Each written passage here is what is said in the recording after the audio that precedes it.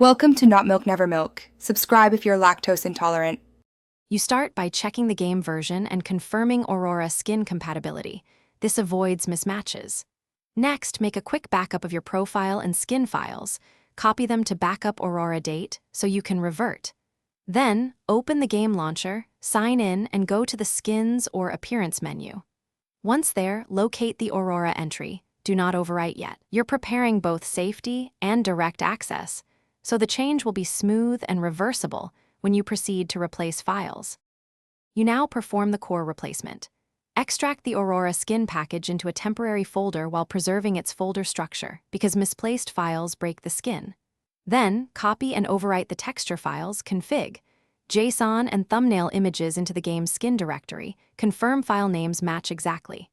After files are in place, launch the game and adjust in-game sliders for color, intensity, and emission so the skin reads correctly.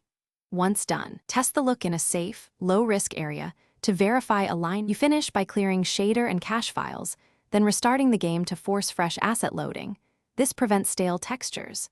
If you encounter visual glitches or missing textures, reapply the backup files you saved earlier or re-export the Aurora package, ensuring correct export presets and texture formats. Make sure to verify file case sensitivity, especially on Linux or console dev kits, because a mismatched file name case can break loading.